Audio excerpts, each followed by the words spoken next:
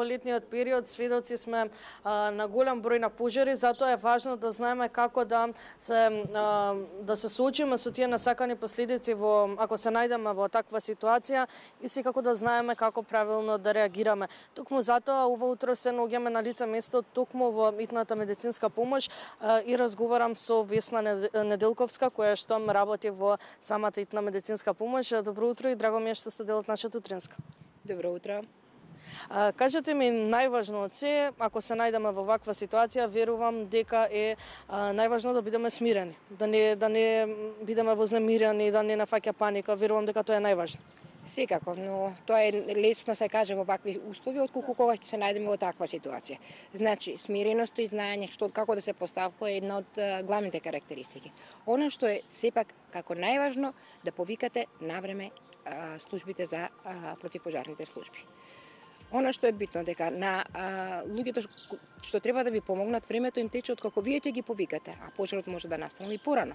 Заради тоа, што побрзо викнење на 193 во нашата земја сега постои и телефонот 112, затоа што во моментот на пожар, ако е тоа поголем, се јавуваат повеќе луѓе и доаѓа до заглушување на линиите и вие едноставно не може да го добиете 193. Значи, се јавувате на 112, а ако не ви се јавуваат и таму поради заглушување на позивите, јавете се и на 194. Јавете се на 192. Ние ќе знаеме да им го пренесеме позивот и да им објасниме што треба да направите кога се јавувате да известувате за пожар. Прво треба точно да им кажете каде е локацијата. Не е сеедно дали е тоа пожарот ако се работи за стамбена единица на први или на пети спрат. Значи точното место не.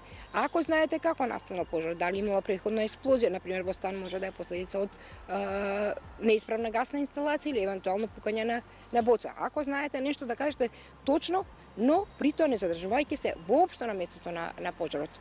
Секако тоа е работа на смиреност, на знаење, но тоа е и работа на тренинг и вежба, така да ние порано се сеќавам дека имавме некакви вежби за тоа како да се справуваме со пожарот. Се чини дека повторно треба да ги обновиме за помладите генерации.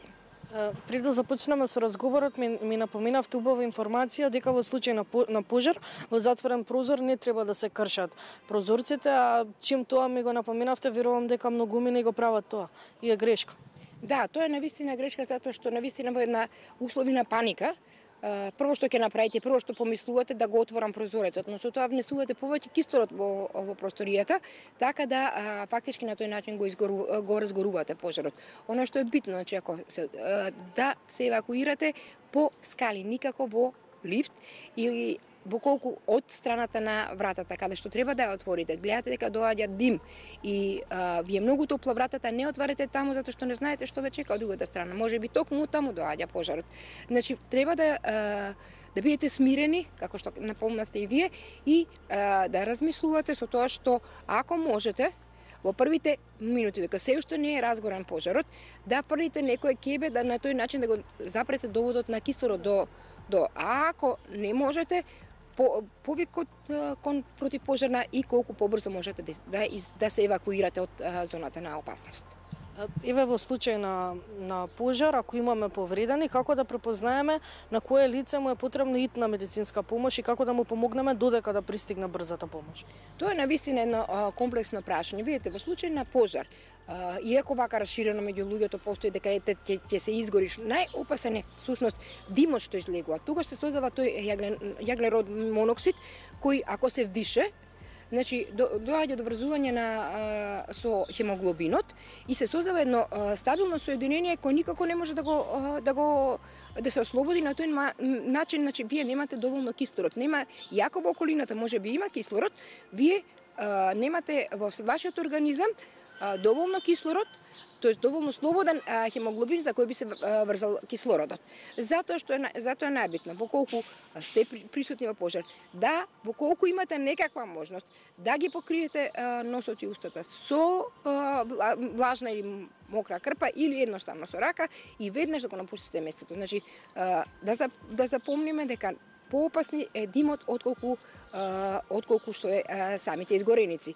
Она што е друго важно, исто така ако се работи за хемиски пожар, на пример ви гори пластика, се создаваат многу токсични материи кои влијаат, тие пак допираат во самите бели дробови и може да ги оштетат во голема мера белите дробови, тоест да направат една лезија, тоест лиза на самите алвеоли и може би во моментот ќе биде добро, но покасно може да има големи последици по функцијата на белите дробови. Еве да се надоврзам на ова, велите дека димот е најопасен чадот, многумина, односно познато е меѓу народот, јас сум слушнала дека во такви моменти треба да се пие млеко, јогурт, дали е тоа правилно?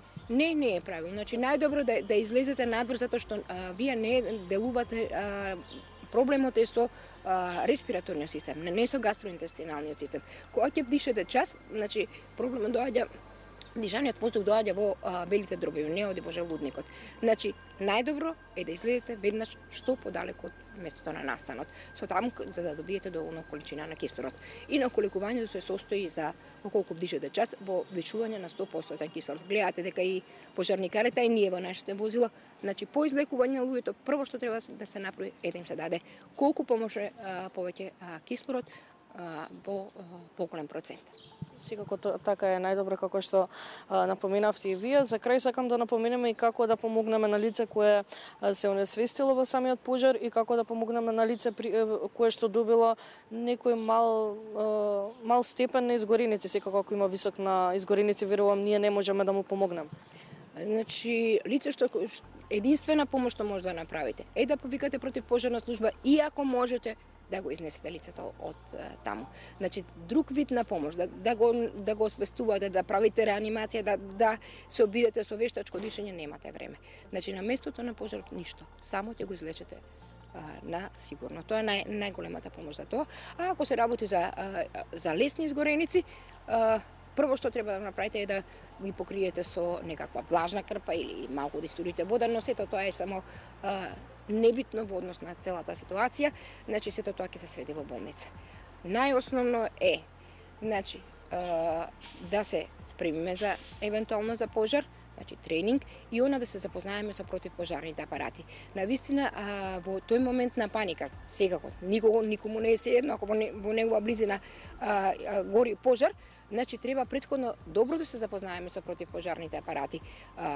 Вака изгледа едноставно кога ќе ги гледаме, но ако имате некојаш време, погледате го упатството за да видите дека може да го користите. Оти многу едноставно вака кога ќе поминеме, ние забораваме секојдневни вежби, сега вежбаме и можеби ни е досадно, но сепак треба барем еднаш годишно да ги погледнете упатствата, како се отвара, како се прска, каде се прска и секако значи на безбедно растојание. Некаде од 2 до 3 метри се употребуваат апаратите, не смеете да доаѓате во близина. Откако ќе го отворите, тоест ќе извадите пломбата од апаратот, треба апаратот да биде вертикално поставен, оти ништо нема да направите и да се прска директно во коренот на пожарот. Значи нема сврха да прскате од озгора, значи директно во коренот и малку по малку да се приближувате. Значи не смеете ни тогаш многу да се приближите и секако значи едно претходна подготовка ќе ви помогне ем да надминете паниката и ем да знаете како се користат противпожарните апарати. Мислам дека се убаво си објаснивте, ги објаснивме најважните работи со оглед на времето кое што го имаме. Ви благодарам многу за овие корисни информации. Ви благодарам и вам што ни овозможивте да еве малку ве потсетиме на некои работи. Се надевам со внимание ја слушавте мојата гостинка, бидејќи секако важно е да се едуцираме на вакви теми од секојдневниот живот со цел ако се најдеме во таква ситуација секако да можеме да си пружиме сами на себе помош, а секако и во случај ако има и други повредени.